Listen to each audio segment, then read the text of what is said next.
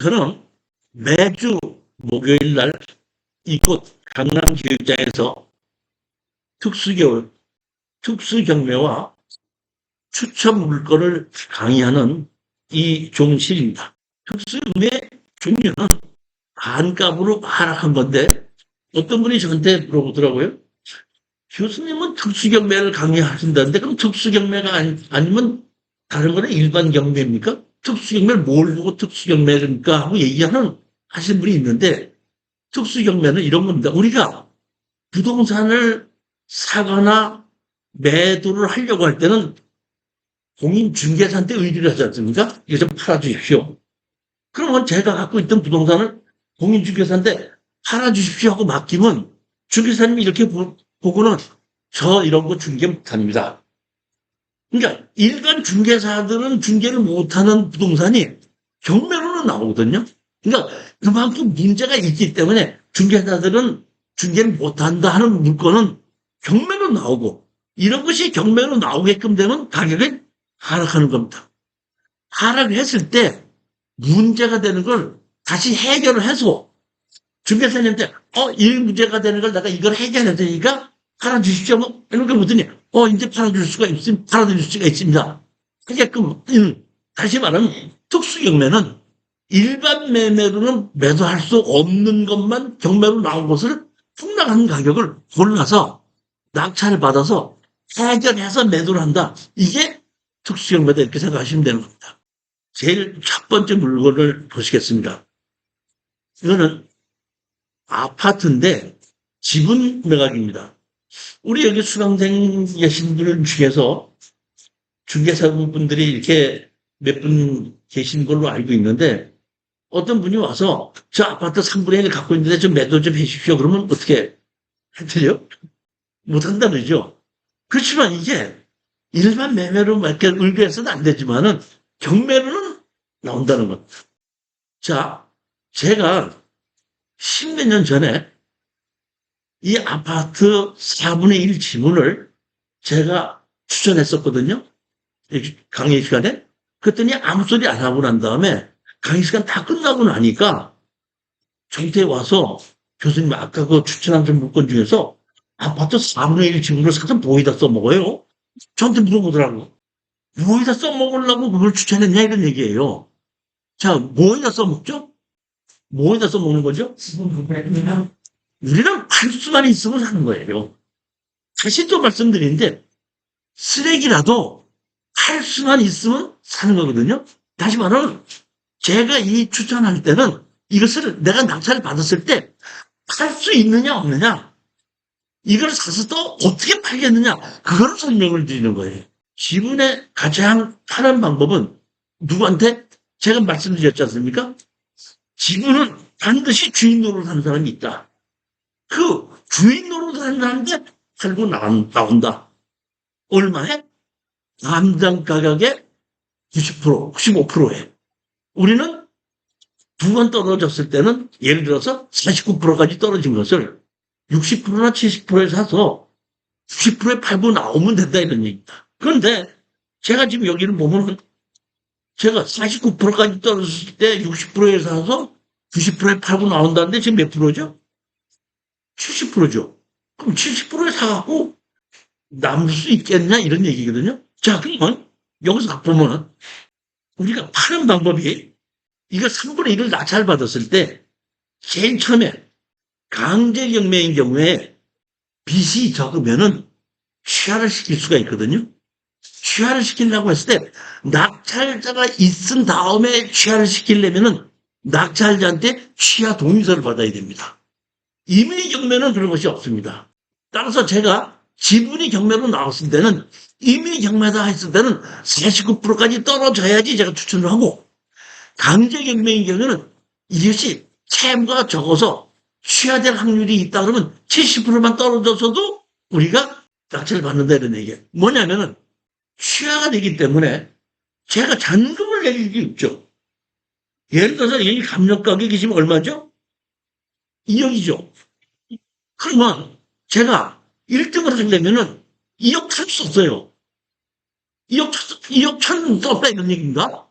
그러면 2억을 천을 썼다고 하더라도, 감정가격이 높은 가격을 썼더라도, 여기 채무자는, 이 주인으로 산 사람이 이 아파트를 지키기 위해서는 이게 3분의 1을 2억 천에, 이 감정가가 2억짜리라도 2억 천에 팔지 않고 빚을 갚는다, 이렇게. 3,100만 원 갚고 된다는 얘기거든요. 그러니까 내가 감정가 2억짜리를 2억 천에 낙찰을 받든지 2억 3천에 낙찰을 받든지 어차피 당금 낼 일이 없기 때문에 70%라도 입찰 들어간다 이런 얘기입니다.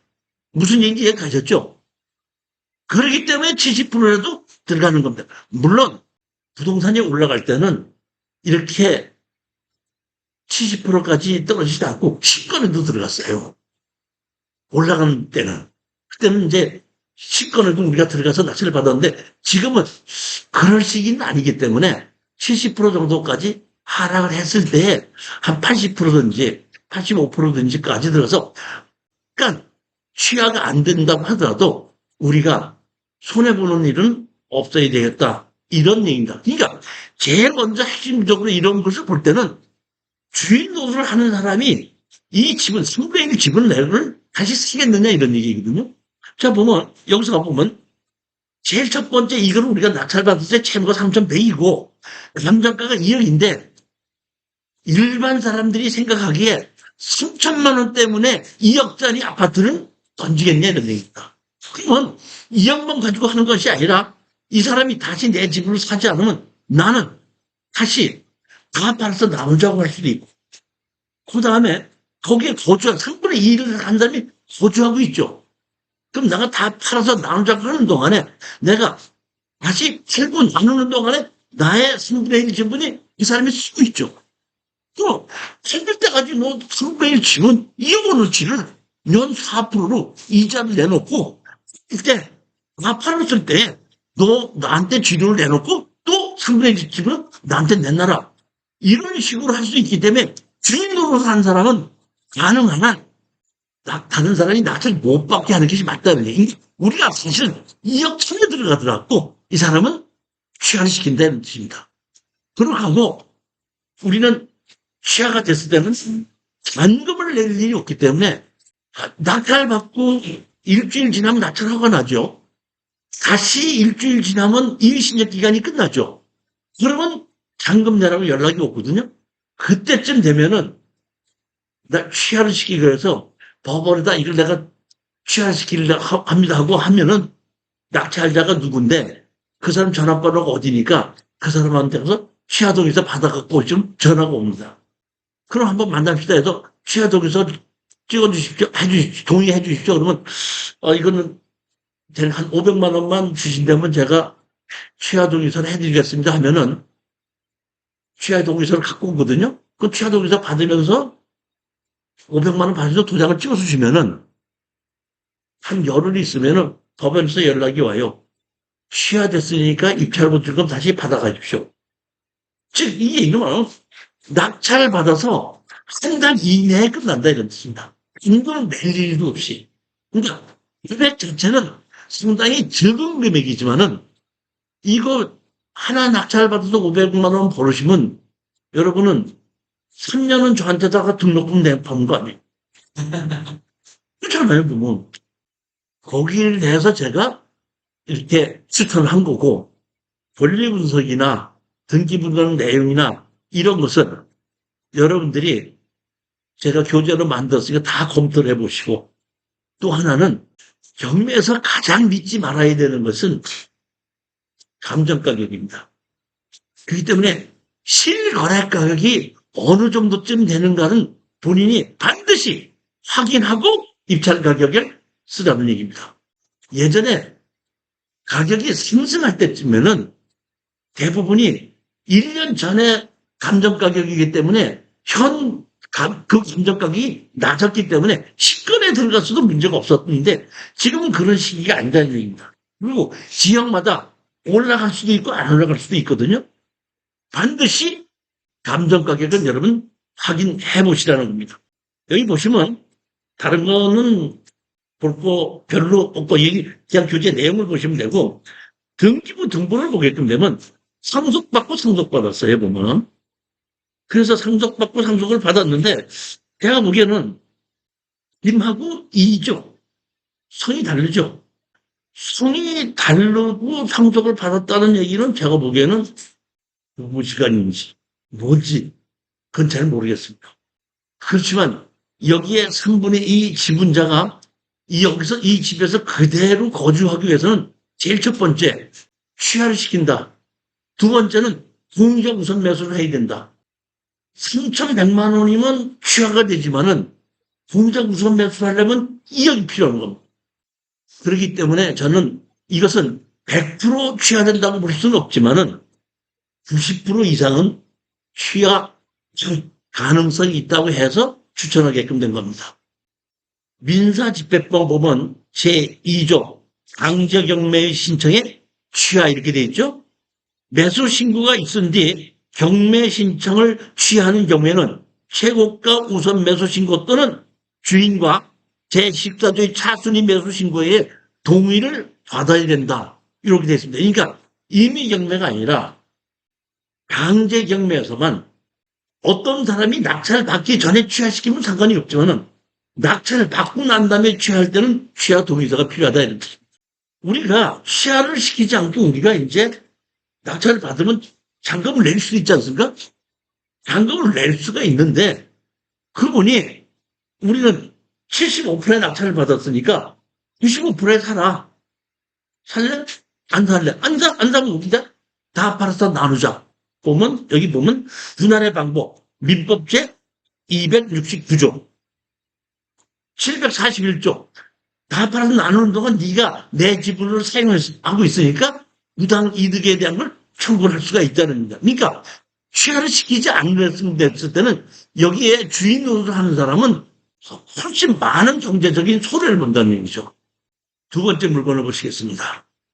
대구지연 2025 타경 31865 이거는 근린주택으로 4층짜리입니다. 달서구 소년동 1970-21번지인데 1층은 근린생활시설이고 2, 3층은 5가구고 4층이 세를 받았기 때문에 총 주택으로는 13가구 그 다음에 1층에 근린생활을 임대를 줄 수가 있습니다. 현 정부의 정책이 다음 정부에서는 바뀔 수도 있겠지만 현 정부의 정책은 누구든지 한 가구는 하나의 집을 갖자는 거거든요. 이거는 건축법상 하나의 주택으로 들어갑니다. 세를 내가 13가구를 세를 줄 수 있고 근린시설도 세를 줄 수가 있는데 법적으로는 이게 한 1가구 1주택으로 들어간다는 뜻이거든요. 그러면 청구 금액이 농협에서 설정이 9억 3,600이고 청구금이 7억 8천이고 전가격이 9억 7,500이고 현재 6억 8,200이기 때문에 이거는 MPL로는 안 된다는 게 금방 나온 거예요. 왜? 전가격으로 판다고 하는 건데 전가격이 7억 얼마고 청구금액이 7억 8천밖에 안 되고 우리가 최저가가 6억 8천밖에 안 되다 보니까 큰 차이가 안 나기 때문에 이건 MPL로 해봐야 큰 이득이 없다는 뜻입니다. 지금 제가 이걸 왜 이거는 추천한 이유가 뭐냐? 권리 분석에는 아무 문제가 없는데 여기 보면 세를 준 것이 이렇게 기준 권리가 여기 보시게끔 되면 2015년도입니다. 15년대 여기에 세입자들이 전부 다 그 이후에 세입자가 들어왔고 이 사람들이 전부 다 임차권 등기를 했거든요. 임차권 등기했다는 얘기는 가짜가 아니고 진성이라는 얘기인데 전부 다가 약 6억이에요. 그러면은 우리가 낙찰 가격이나 임대 보증금 받는 거나 큰 차이가 없이 제가 보기에서는 잠시 투자를 했다가 다시 세를 내보내고 다시 세를 다 난다고 했을 때 거의 1억에서 1억 5천 정도만 투자를 하면은 월세가 200에서 300 정도가 나오더라고요. 물론 제가 여기 계신 서울에 계신 분 보고 대구까지 가서 이거 투자하라 이런 의미는 아니지만은 또 우리가 동영상에 보게끔 되면 또 대구와 이게 뭐랄까, 인연이 있으신 분들은 한번 투자해 볼 만하지 않겠는가 싶은 생각에 추천하게끔 된 겁니다. 가격이 얼마죠, 합니다. 보증 금액이 6억 4,800이죠. 월세가 얼마 들어죠? 그러니까 최저 가격이나 보증금 가격이나 비슷하게 떨어졌다 이렇지. 그러니까 내가 투자하는 금액은 여기서 아무리 많이 투자해봐야 1억에서 2억 투자하는 겁니다. 1억 투자하고 여기에 월세를 그대로 250만 원을 받을 수 있다면은 해볼만 하지 않겠는가 이렇게 생각하는 것. 세 번째 물건 보시겠습니다. 홍성지원 2025 타경 1598입니다. 제가 오랜 동안 그 추천 물건을 많이 뽑아왔었는데 보령에 땅이 5,600평이죠. 5,600평인데 얼마까지 하라 그랬죠, 지금? 1억 5천까지 하라 그랬죠. 5,000평에 평당 3만 원이면 얼마 되죠? 1억 5천이죠. 이 땅이 5,000평짜리 땅에 평당 3만 원까지 하락을 했더라고요. 그런데 이것이 옛날 경력을 봤더니 예전에 누군지는 몰라도 이 땅을 언제죠 이게? 2022년도죠. 이 땅을 얼마 주고 낙찰을 받았죠? 7억 5천 주고 낙찰을 받았더라고. 7억 5천 주고 낙찰을 받아서 일부는 대지로 만들어 놓고 토목공사를 해갖고 거의 평탄하게 만들어 놓고 다시 경매로 나왔는데 1억 5천까지 떨어졌다니.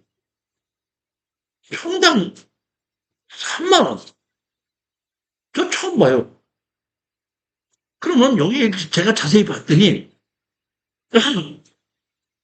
제가 예전에 건설회사에서 근무했다 그랬지 않습니까? 제가 건설회사 근무했을 때 한양주택에서 쿠웨이트를 가갖고 제일 먼저 제가 했던 게 뭐냐면 쿠웨이트에서 스칸디나비아 에어라인 서비스라는 호텔, 이게 비행사 호텔입니다. 그 비행사 호텔을 제가 그 시공하는 팀에 참석해서 갔는데 그 자체가 프리패브 콘크리트, 그러니까 프리캐스트 콘크리트로 해서 조립식 콘크리트로 하는 방법인데 기둥이나 벽은 콘크리트 현장에서 치고 슬라브만 그 프리캐스트로 해서 덮어갖고 거푸짐 없이 6층까지 올라가는 그런 것이 있었는데 제가 이걸 검토해 봤더니 그거를 만드는 공장이었더라고요, 여기가. 봤더니 제가 보십시오. 깜짝 놀랐어요, 제가 보면. 벤치 크레인이 있죠, 여기요. 30m짜리인데 이것이 지금 감정평가사가 찍은 사진이고 제가 로드뷰 사진을 봤을 땐 여기 지붕이 있어요. 그리고 로드뷰 사진을 봤을 때 여기 옆에는 일반 크레인이 또 있어서 여기서 콘크리트를 타설해서 프리캐스트 콘크리트를 만들어 가지고 그걸 옆에 야적장에 쌓아가지고 쌓아나가는 겁니다. 지금 이 얘기는 뭐냐면 여기는 25톤짜리 트레일러가 크게 들어와서 짐 싣고 나갈 수 있는 환경이 이미 만들어졌다는 거예요. 야적장으로서. 야적장으로 이렇게 만들어 놓은 5,600평의 땅이 1억 5천까지 떨어졌다는 얘기는 요보다 조금 높게 쓴다고 해도 평당 3만 원이면 제가 보기엔 봄시가의 반도 안 돼요. 자, 이 핵심은 이겁니다.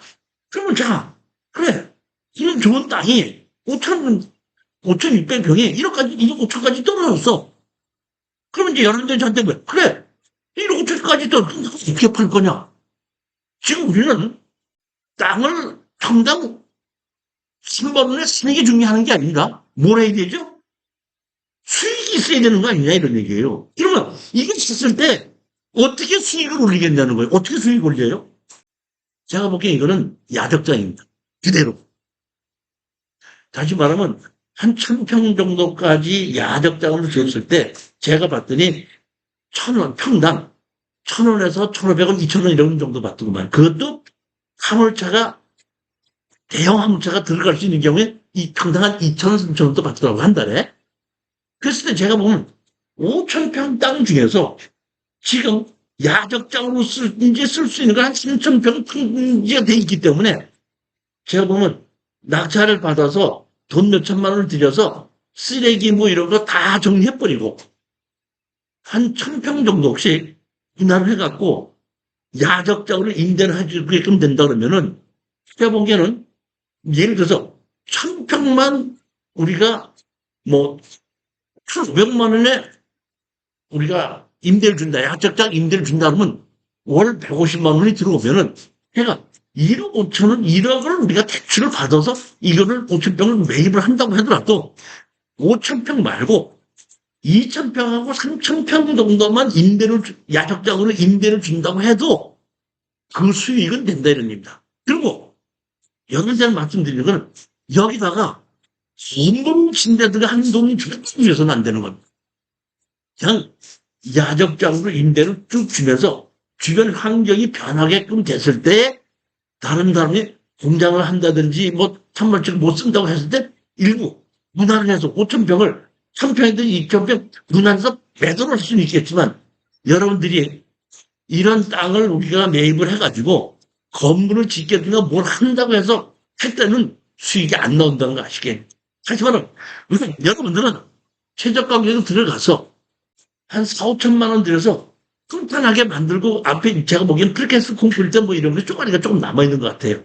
싹 정리하고 측량해서 경계 정확하게 설정해놓고 중개사한테 의뢰를 해서 여기에 야적장으로 임대를 주게끔 해주십시오. 해서 1,000평만 임대를 준다고 해도 원가는 걷지더라 이런 뜻입니다. 그런 식으로 투자를 한다. 이걸 욕심을 내서 질러서 낙찰을 받거나 이러지 마시라 이런 뜻입니다. 이 자체가 여기가 보면 아쉬운 게 생산관리가 보존관리예요. 계획관리가 아니더라고. 그렇기 때문에 이게 지금 보존관리가 있고 생산관리가 이렇게 있는데 제가 봤더니 생산관리적이 조금 더 커요. 그러면 여기다가 내가 건물을 짓는다고 할 때는 용도 지역이 같이 겹쳐 있을 때는 그쪽의 용도 지역을 적용받아요. 그러니까 예를 들어서 5천 평 중에서 생산관리 지역이 아니라 보존관리 지역 쪽을 개발해서 거기다가 뭘 창고를 짓는다든지 뭐 하고 할 수는 있겠지만 그것도 종류가 일반 계획관리 지역 자체로 그런 여러 가지 종류를 질 수가 있는 것은 아니다. 그러니까 제가 이 땅을 팔았을 때 가장 중요한 것은 야적장으로 쓰는 거고 겐츄리 크레인 이거 한 억대가 넘어가는데 이 자체를 주인을 찾아서 철거하고 나가게끔 하고 아니면 적당한 가격에 우리가 매입을 하게끔 되면 야적장을 쓸 때의 물건을 이것이 들어서 내부에 갈 수 있지 않겠는가도 보긴 하지만은 이 겐츄리 크레인이 제가 보기에는 고장이 쓸 수도 있어요. 그리고 이 겐츄리 크레인은 원래 뭐라면 기차 레일처럼 있어요. 그래서 이 레일로 해갖고 왔다 갔다 하는 거예요. 한 100m 정도를 왔다 갔다 하면서 그 100m 안에 한 30m, 40m 안에 이른 한 100m 안에 있는 그 안에 있는 모든 물건을 들어서 옮길 수 있게끔 만든 것이 이 겐츄리 크레인입니다. 그러니까 원래는 이것이 그 프리캐스트 콘크리트이기 때문에 겐츄리 쓰지 일반 물건을 적재할 때는 겐츄리 크레인을 쓰지 않고 지게차로 하는 거예요. 빠렛들고 하는 게 맞습니다. 그러니까 이것 자체는 그때도 우리가 야적장으로 쓰는 데는 아무 문제가 없다 이렇지. 이거는 출구는 여러분들이 만약에 관심을 가지면 여기 한 달 한번 가보고 근처의 중개사에 가서 야적장을 빌려서 쓰려고 하면 얼마 정도쯤 받을 수 있겠는가. 그리고 야적장으로 임대 줬을 때 임대 수익이 얼마큼 있겠는가. 이것만 조사해 보시고 거기에 확신이 든다면 입찰 들어가는 거. 땅은 상당히 넓죠. 그런데 일부가 지목이 전으로 돼 있기 때문에 농지 취득 자격증도 필요하고 일부가 전이 있는 걸 제가 보기엔 너무 넓기 때문에 그냥 전으로 돼 있는 거는 농사를 지면서 농지 연금으로 신청해도 상관이 없겠죠. 여기 보시면 이게 보면 이게 프리캐스트 콘크리트를 이렇게 쌓아놨던 것이 아직도 일부가 좀 남아있는 게 아닌가 이렇게 싶은 생각이 들어요. 그러니까 감정 평가사가 찍은 것인데 관심이 있으신 분이 한번 가보셔야 되는 것이 맞습니다. 여기 오시면 건축허가 났었는데, 건축허가 났었던 것이 이 넓은 땅에 90제곱미터거든요. 30평짜리. 다시 말하면 사무실, 여기를 관리하기 위한 사무실로 건축허가 났었고, 이 사람은 그 7억 5천 주고 낙찰 받아서 공사를 한참 하고, 그렇게 해서 또 콘크리트 만들어서 수익을 얼마나 올렸는지 모르겠지만은, 다시 경매로 나오는데 1억 5천까지 하락을 했다 보니까 이 사람 상당히 이런 땅을 만들고 평지 만들고 도로 만들고 일부는 개발의 허가를 받아서 대지로 만들어 놓고 이것이 이렇게 떨어진 걸 보면 조금 보령이라는 것이 이렇게 나쁜 곳은 아니거든요. 위치적으로 봤을 때. 부동산의 맥과 해법.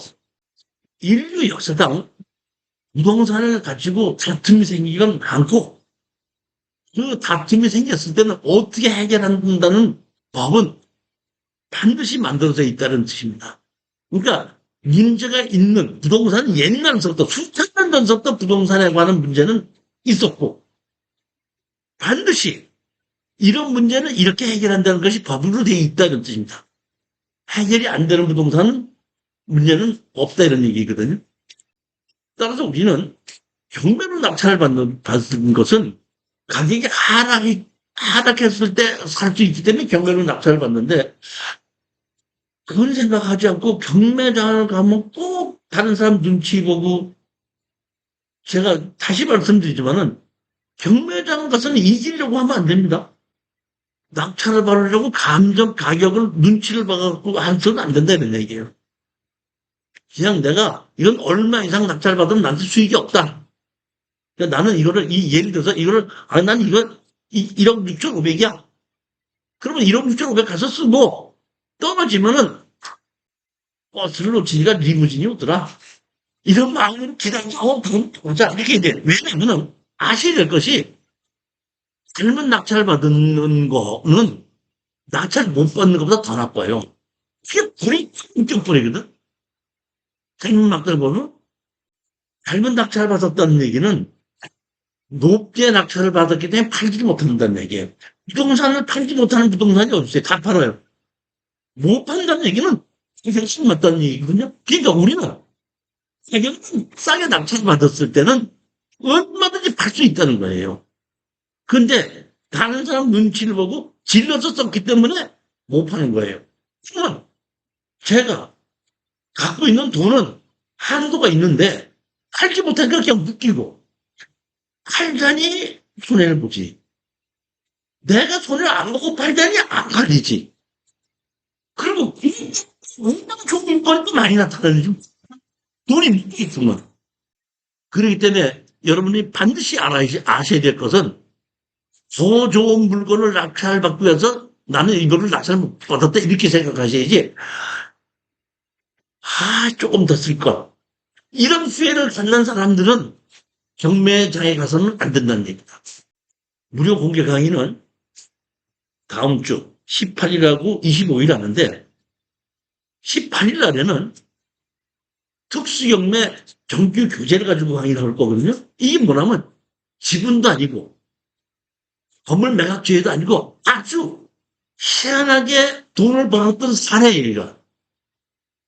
그 사례만 가지고 그걸 공개 강의할 때 해준다 이런 얘기고 그런 18일 날에는 정규 과정이고 25일 날에는 지금처럼 추천 물건 과정입니다. 두 번이 전부 다 내용이 다르기 때문에 18일과 25일간의 공개 강의를 하고 7월 달서부터는 공법을 강의를 하는 걸로 준비를 하는 겁니다.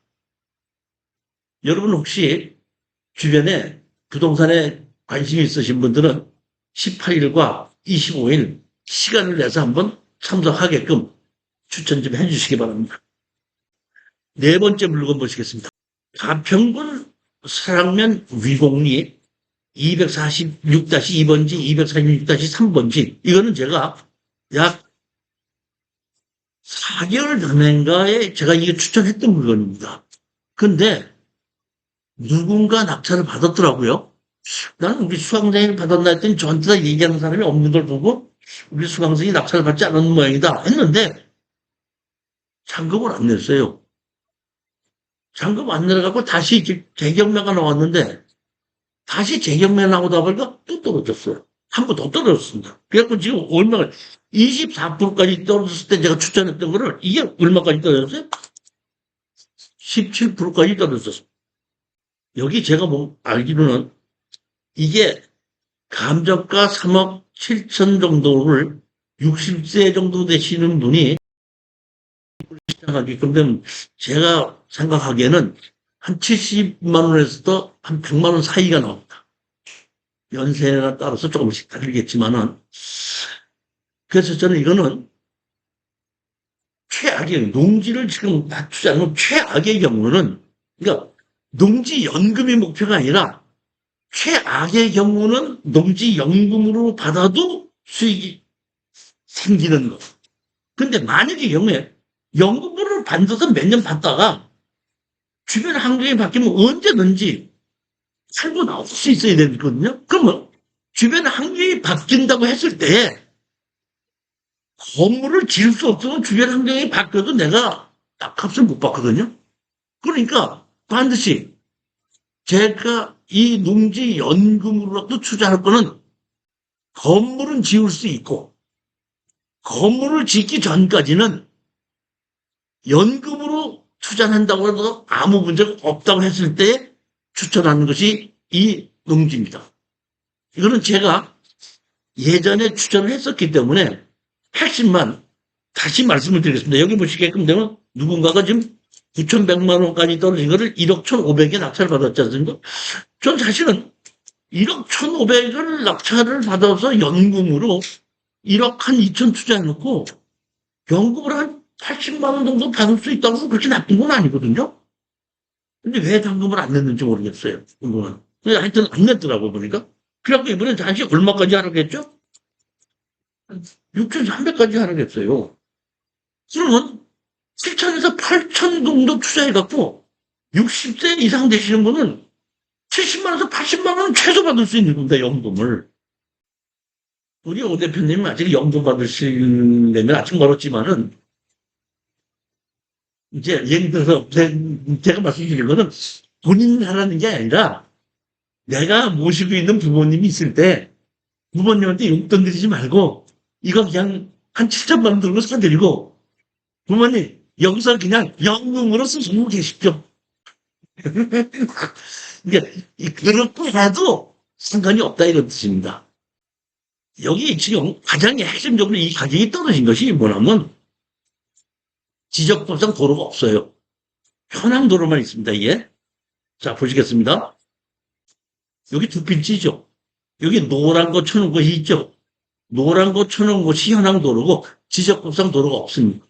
자 보면 이렇게 지적도로가 이렇게 두 필지가 돼 있는데 여기에 지금 포장되어 있는 도로가 보이지 않습니까? 포장된 도로에 지목이 도로로 되어 있지 않습니다. 현황 도로로 되어 있습니다. 그러면 내가 이 도로를 이용해서 건축허가가 날 것이냐 이런 뜻입니다. 용도 지역은 계획관리지역입니다. 지목은 전으로 되어 있습니다. 여기 이제 조금 답이 됐든지 전이 됐든지 둘 다 농지법을 적용받는 건 똑같기 때문에 어떤 사람은 답을 전으로 갖고 쓰면 좋겠습니다 이렇게 하는데 전으로 됐든지 답으로 됐든지 과손으로 됐든지 지목으로 된 거는 아무 문제가 없습니다. 바꿀 필요가 없어요. 왜? 전, 답, 과손은 똑같은 농지법을 적용받기 때문에 바꾸려고 했을 필요가 없다는 뜻입니다. 자, 그런데 여기 보시면 현황이 이렇게 포장된 도로가 있죠. 포장된 도로가 있는 게 옆에 있는 농지입니다. 그러면 요 포장된 도로보다 조금 낮은 곳입니다. 이게 답입니다. 이렇게 보면 있는데 여기 보시면 여기 우리가 낙찰받는 땅이 이 땅이지 않습니까? 이 땅인데 여기 현황도로가 있죠. 현황도로를 이용해갖고 여기 뭐가 돼 있죠? 집이 져져 있죠, 여기요. 그러면 건축법 제44조를 보면 건축물의 대지는 2m 이상이 건축법상 도로에 접해야 된다 이렇게 되어 있습니다.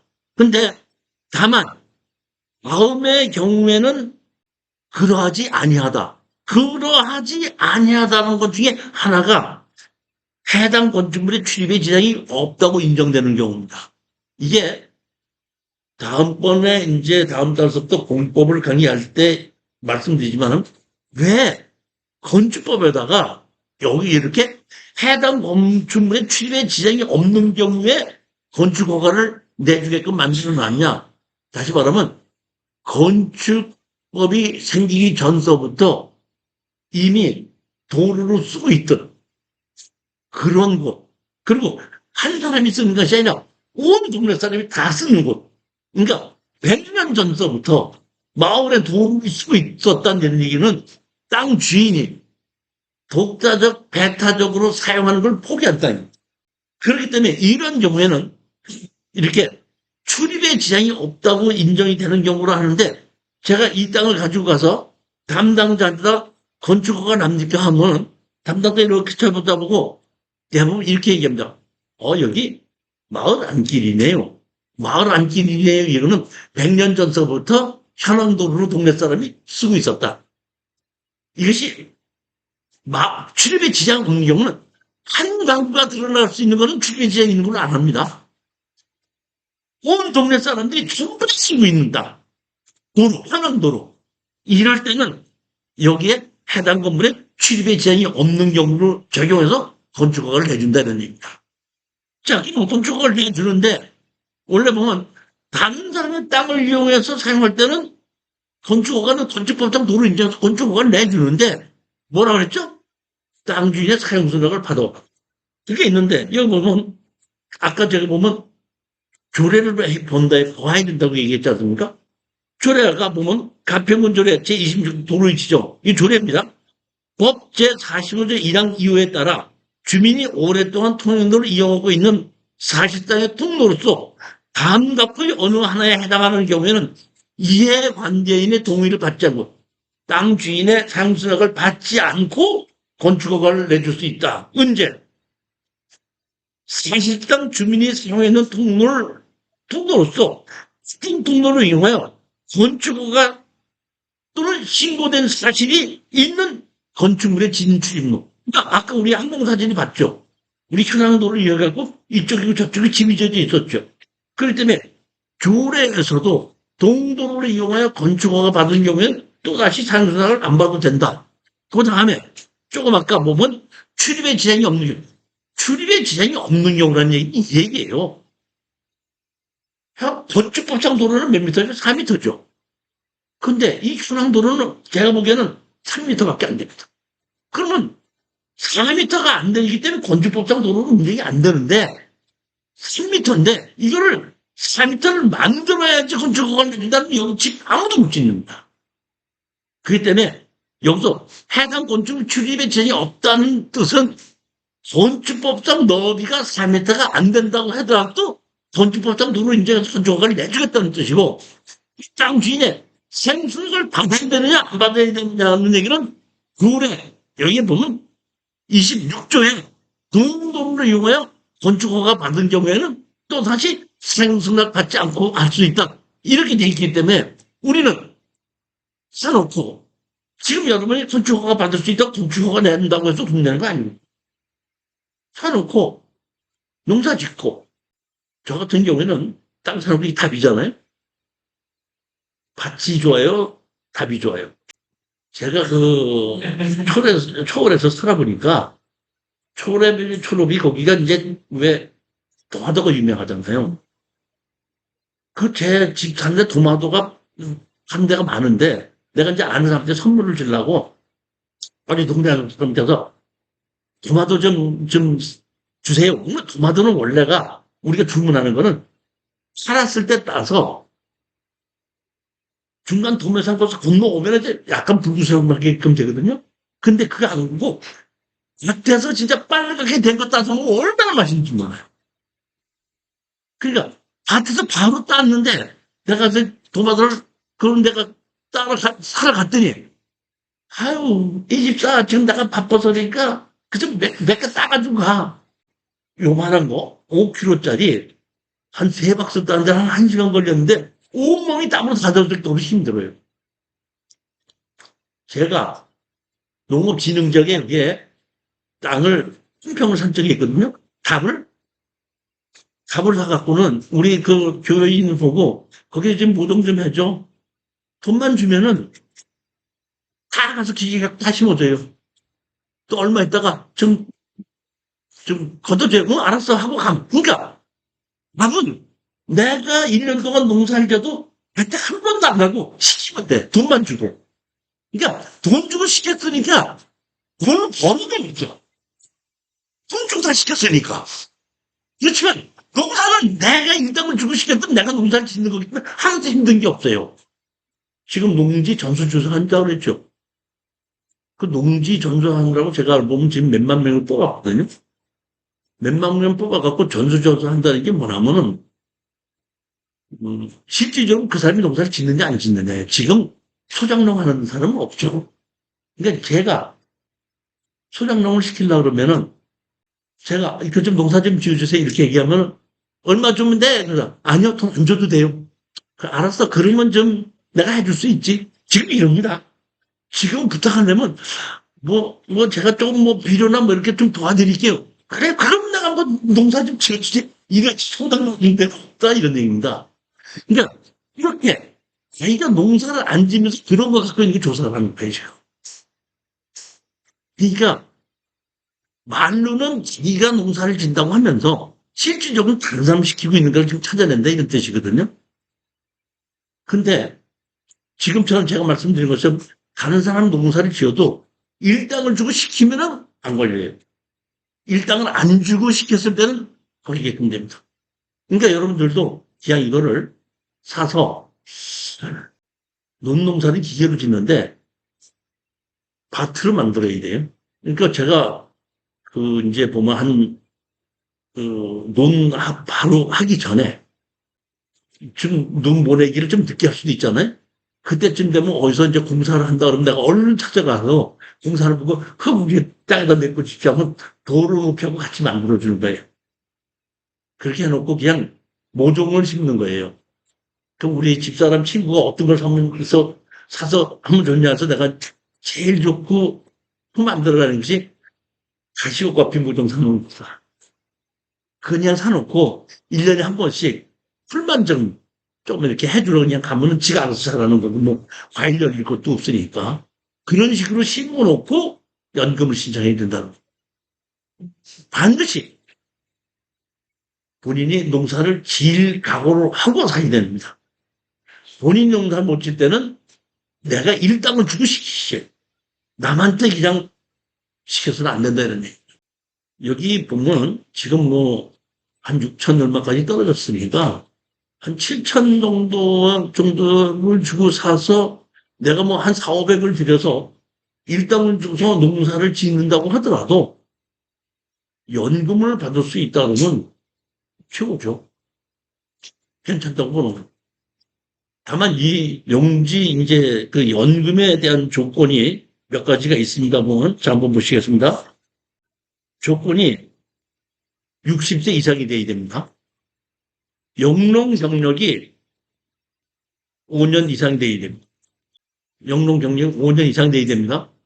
그리고 경공매로 샀을 때는 내가 5년 동안의 영농 경력이 있어도 거기에 2년 농사를 지어야 됩니다. 그러니까 만약에 내가 영농 경력이 하나도 없다 그러면 5년을 이걸 다 채워야 되는 거죠. 내가 영농 경력이 5년이 있다 그러면은 2년은 채워야 됩니다. 그렇게 해서 여기에 적고, 그 다음에 또 하나는 조건이 뭐냐면 경운기가 들어갈 수 있어야 됩니다. 경운기가 들어가니까 건축법상 도로는 없어도 되지만은 최소한도 경운기 정도는 들어갈 수 있는 현황 통로가 있어야지 연금 대상이 됩니다. 두 번째는 부부가 공동으로 가지고 있는 건 괜찮지만 제3자가 지분으로 같이 갖고 있으면 안 됩니다. 또 하나 문제는 뭐냐면 불법 건축물이 있으면 안 됩니다. 이건 있습니다.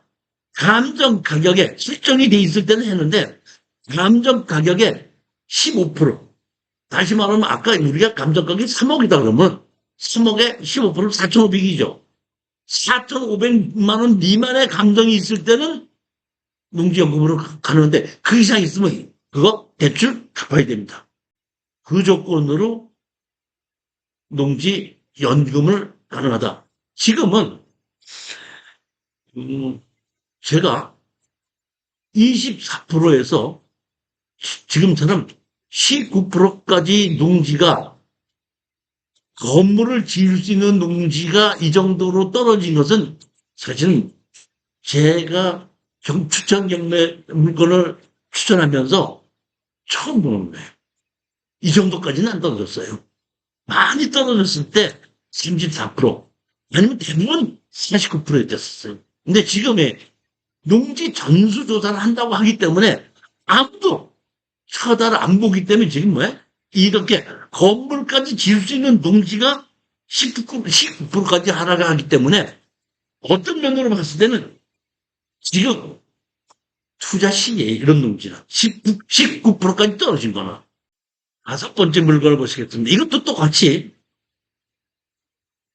연금으로 볼 수가 있는 건데, 여기는 남양주시 수동면인데 몇 프로까지 떨어졌죠? 여기는 24%까지 떨어졌습니다.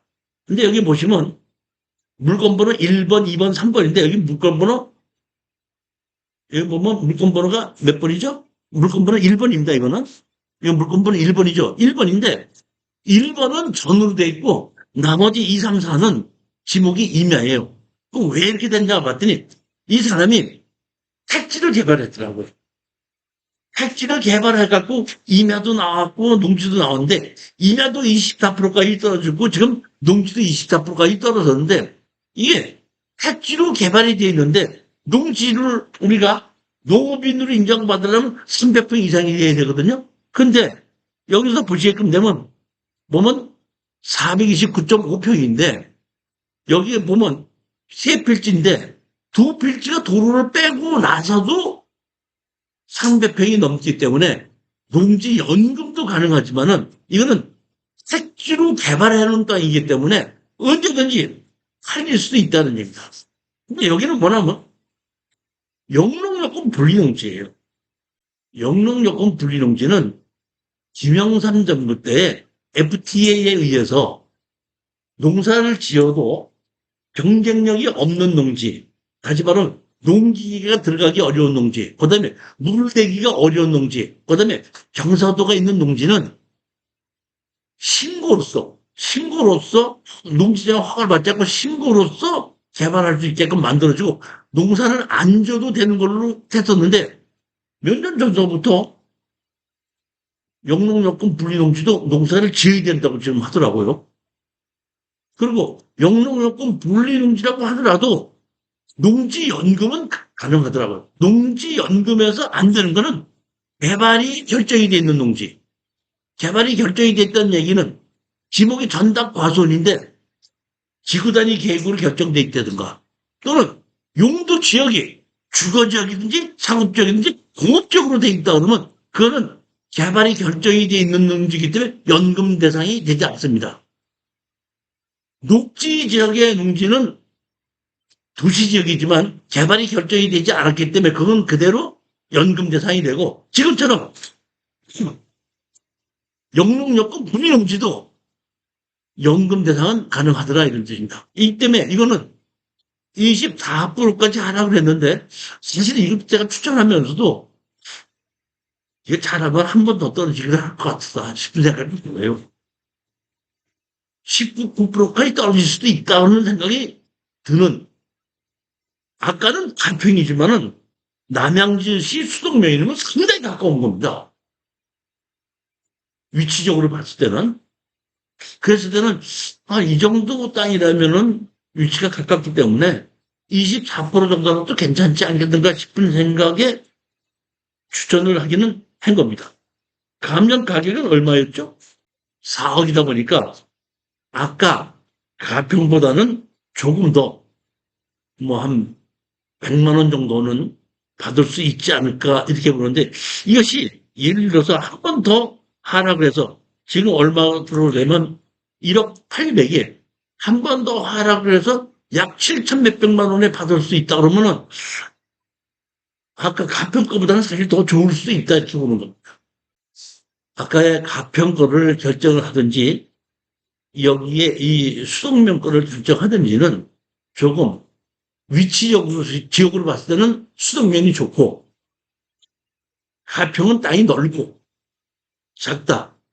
그다음에 우리가 보면 여기에 연결을 받으려면 직선거리 30km 이내에 됐을 때 수동면에 있는 경우는 조금 강북에만 살면 30km 가깝게 들어가지만 가평은 주민등록으로 옮겨야 되는 겁니다.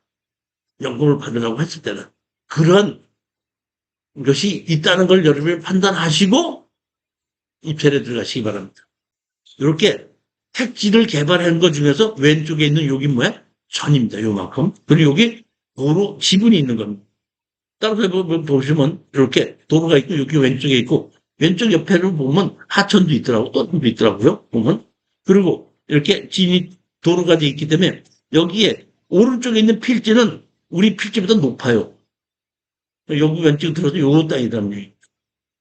제가 보기에는 상당히 위치적으로 봤을 때 얼핏 보면 그냥 농사를만 짓는다고 생각했을 때 24%다 아무 문제가 없고 택지로 개발이 돼서 있기 때문에 언제든지 건물을 지을 수 있고 주택을 지어도 되고 말 맞다나 영업집을 지어도 되고 할 수 있을 정도의 여건은 돼 있는 땅인데 가격이 이 정도 이런 정도로 하락했다면은 300평 정도가 넘거든요. 이 도로를 빼놓고도 320 몇 평인가 30 몇 평 되면 상당히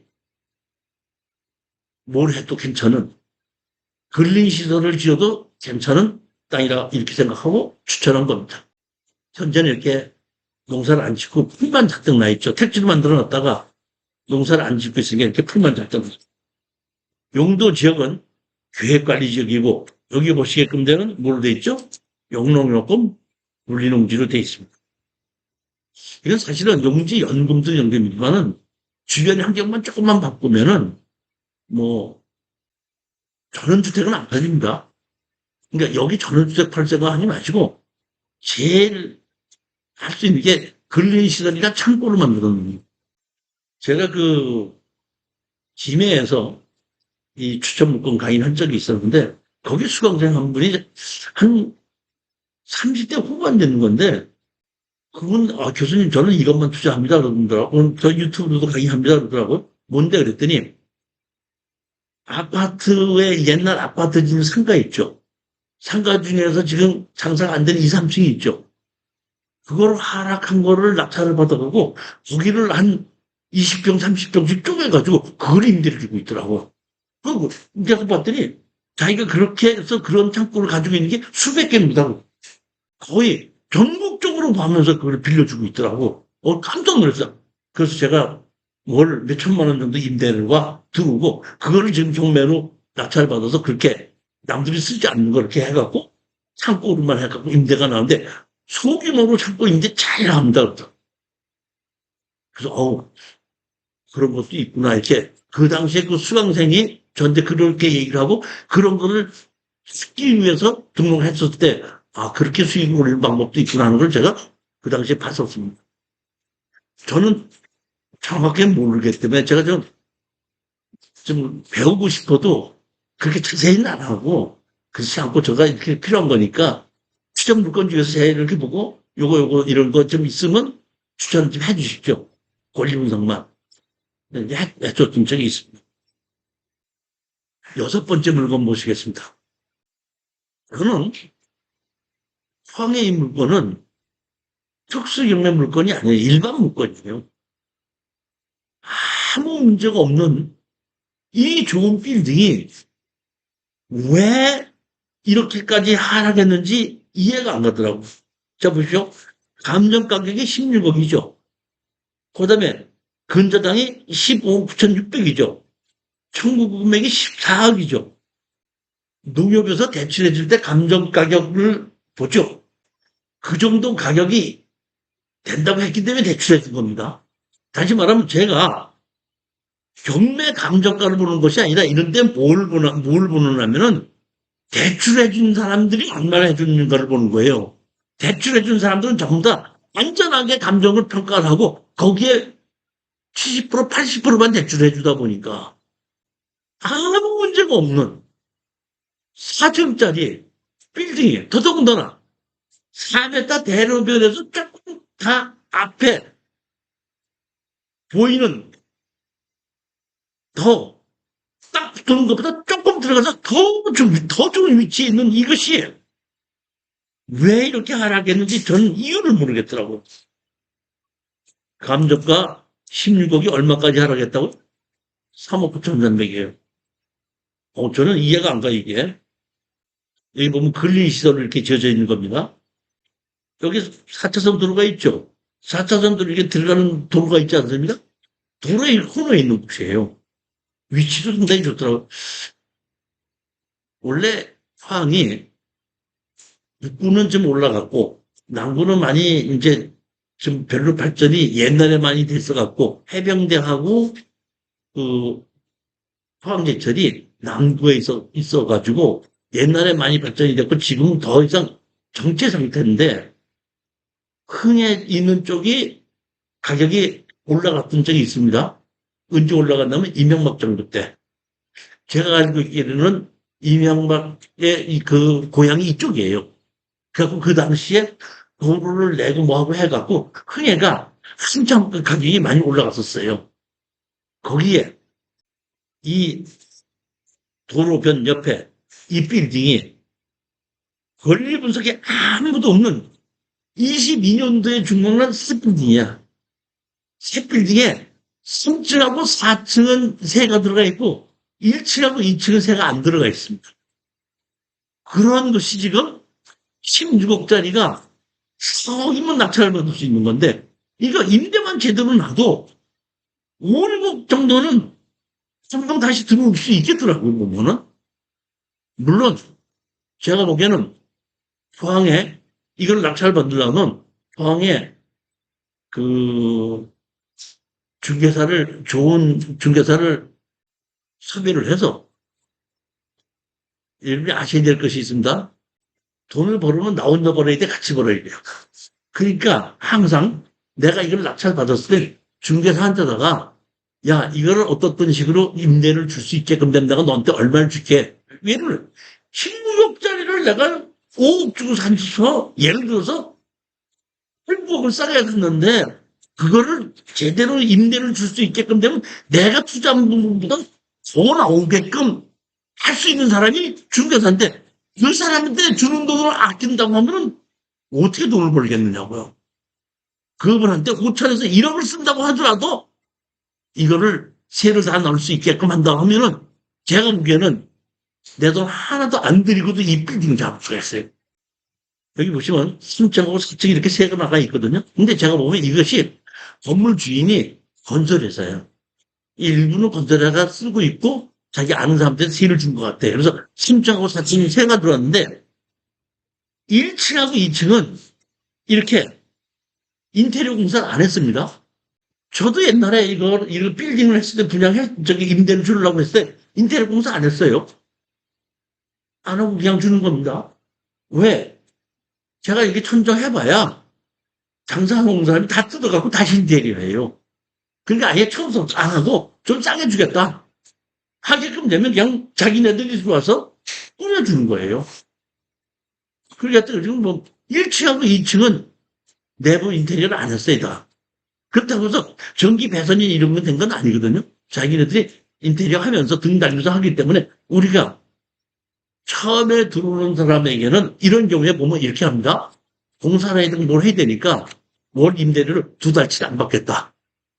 그럼 얘들 와서 공사를 하고 공사하고 난 다음에 언제까지 개점할 때면 네가 나하고 계약해서 공사 시작해서 한 달 공사하고 그다음에 장사 준비할 때니까 내가 2달치 정도는 안 받겠다. 3개월 지난부터 임대료를 받기 시작했다.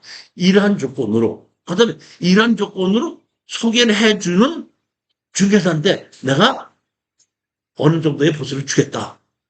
이러한 약속하에 제가 보기엔 이걸 낙찰을 받으면은 아무 문제 없이 저는 해결이 될 거라고 봅니다.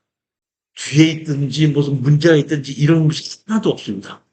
제가 보기엔 이게 안 들어간 것은 16억짜리가 14억이나 설정돼 있으니까 세를 놔주는 공인중개사가 불안한 거야.